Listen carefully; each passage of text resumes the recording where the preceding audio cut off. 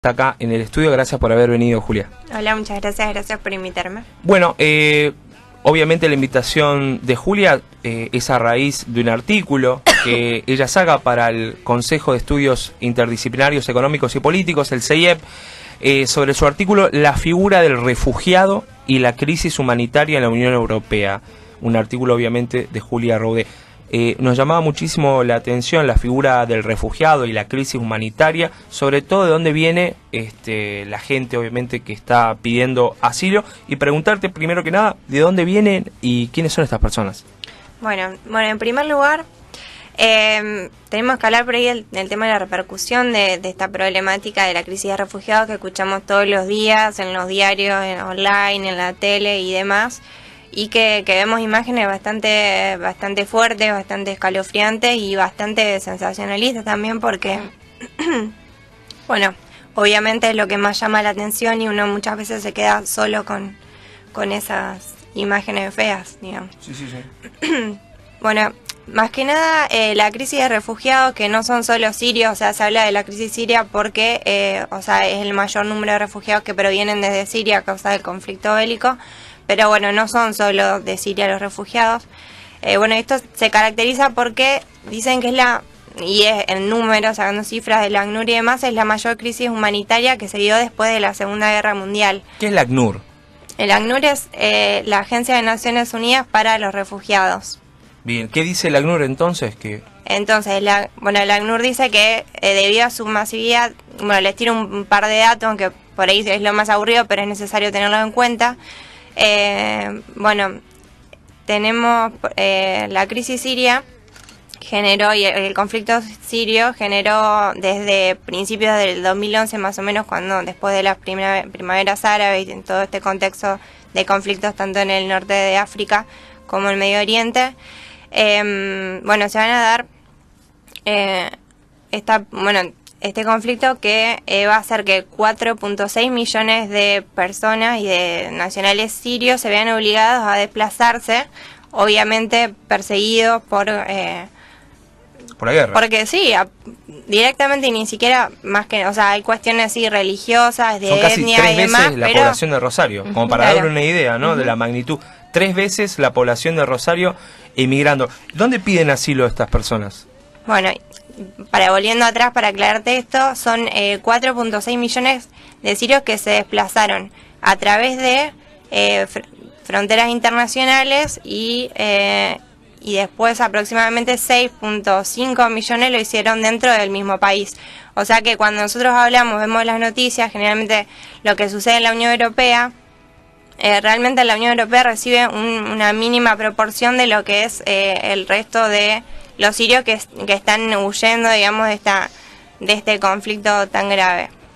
Yo quería, hacerte una pregunta. Si se puede como delimitar una categoría de refugiado y que, digamos, si todas esas personas tienen las mismas características o, digamos, abandonan su país por los mismos motivos. Sí, generalmente lo que se está haciendo a nivel legislación, digamos, es diferenciar en lo que es el refugiado y el solicitante de asilo y en lo que es el migrante económico. El refugiado, según el ACNUR, es esa persona que está perseguida por motivos de raza, religión, nacionalidad o pertenencia a un determinado grupo social y se encuentra fuera del país y está pidiendo protección internacional. En tanto el migrante económico se dice, digamos, pues se trata de categorizarlo por una cuestión más que nada legislativa, es aquel que decide mudarse o ir a otro país con el fin de mejorar las perspectivas de futuro de ellos mismos y de sus familias. Entonces, lo que sucede en este momento, que es un problema muy importante y muy fuerte, lo que está siendo discutido, digamos, por los países de la Unión Europea, es que, a quienes recibimos, en qué condiciones, y digamos, hay tanta llegada masiva de inmigrantes que es necesario que, debido a distintos motivos, sucede que hay falta de infraestructura, digamos, para recibir a estos inmigrantes, para poder acogerlos, para poder salvar esas barcazas que se hunden en el medio del Mediterráneo. pero bueno, también hay otros motivos que después los podemos hablar si quieren, que por parte de estos países de la Unión Europea, que es directamente falta de voluntad política o cuestiones culturales y demás. Bueno, la falta de voluntad política llama mucho la atención, se ve muchísimo por los medios argentinos e incluso obviamente los medios internacionales, el rechazo de algunos países como Hungría, Bulgaria, e incluso el rechazo que se está trasladando a las elecciones, Sí, como hecho, en el caso de Austria, y me llama mucho la atención. ¿Por qué? Porque en muchos de estos países hay grandes configuraciones de migrantes, pero por otro lado, poniéndome en abogado del diablo, si se me permite, estamos hablando de 3 veces la población de la ciudad de Rosario. ¿Cómo haces con infraestructura para absorber esa población que de verdad supera en cantidad las capitales de muchos de estos países? Preguntarte, digamos, cuál es la opinión que tienes al respecto y cuál te parece que deberían ser las medidas que podrían tomar estos estados. Bueno, es bastante compleja la cuestión, porque de hecho a Europa se la está criticando muchísimo de no poder acoger a no más de 500.000 refugiados. De hecho, en lo que es la relación de la cantidad de habitantes que tiene cada país, digamos, los refugiados que recibe, digamos, no llegan a esos países todos por igual. ¿Se entiende? No sé si me explico bien. Sí. Pero bueno, el tema es que ahí está la cuestión de la voluntad política. Tenemos por un lado, por ejemplo, Alemania y Suecia, que están recibiendo el 50%, un poco más del 50% de las solicitudes de asilo, que aclaro, esas solicitudes de asilo han sido rechazadas la mitad. Vos decías Francia. Sí, yo te estoy diciendo, Suecia y Alemania son los países de la Unión Europea que actualmente están recibiendo mayor cantidad de Perfecto. solicitudes de asilo. Después le siguen Italia, Francia, Reino Unido. Porque recuerdo que una de las cosas que había conversado François Hollande, presidente francés, con el presidente argentino Mauricio Macri, era la necesidad de la mayor participación de Argentina como país receptor de refugiados. Argentina tiene menos de 100 refugiados sirios y para, obviamente, incorporarlos dentro del país se le requieren una serie de papeles que son inusitados para una región que se encuentra en problemas. Y Argentina no puede no puede mirar de reojo la cuestión que está sucediendo en Siria, porque tiene una diáspora importante de sirios, de libaneses y de comunidad árabe, no solo en la provincia de Buenos Aires, sino también en el norte. Hablo de Tucumán, hablo de Salta. Entonces me llama la atención que Argentina, que en ese sentido tiene una gran vanguardia en derechos humanos, de alguna manera no esté presente sobre la cuestión, hasta tenga que Francia llamar la atención. Francia, que en el común denominador de las cuestiones siempre sale a la luz por algún atentado, o si no por algún tipo de violencia xenófoba, sea el que nos tenga que digitar a nosotros. Necesitamos la participación y la responsabilidad de Argentina para con el conflicto, porque en definitiva esto se nos está desbordando y se nos está yendo de las manos. Por último, también preguntarte, vos hablabas muy bien en tu artículo sobre cuál era la figura del refugiado, ¿no?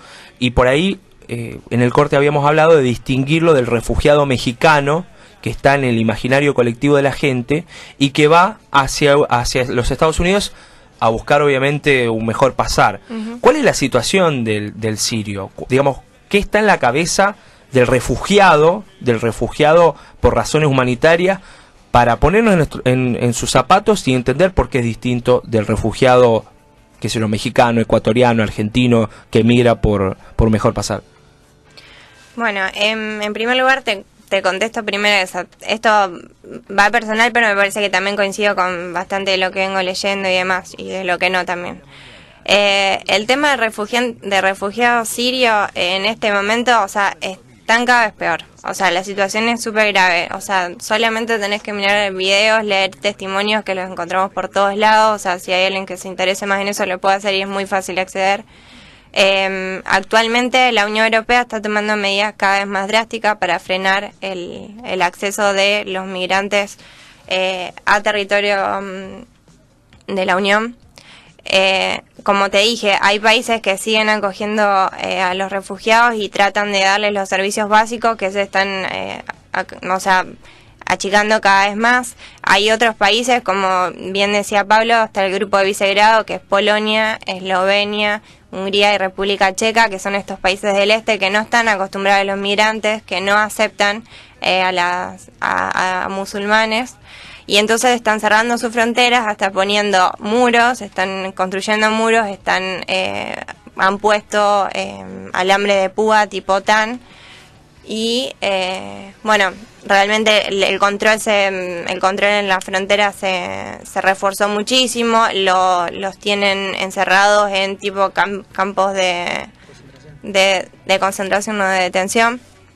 Por ahí campos, sí, suena un poco más, pero sí, es muy similar. El otro día veía unos videos de un chico sirio que decía que los tienen ahí por días, pasando frío, mojándose, sin ropa, sin comida, apenas le dan medicamentos a los que necesitan. Bueno, es muy fuerte y se está poniendo cada vez peor porque están llegando, aparte con este efecto llamada del que se habla mucho en la Unión Europea, que están llegando cada vez más. ¿Sí? Todos quieren pasar muchas veces de forma ilegal, porque llegar de forma legal es mucho más complicado a veces y van destinados a lugares que ellos por ahí no quieren o no están sus familias.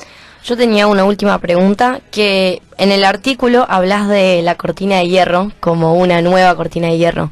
Quizás explicar un poco qué fue, porque muchas personas lo pueden llegar a leer y no entienden de dónde viene el término, y por qué planteas esto de que hay una nueva cortina de hierro. Uh-huh.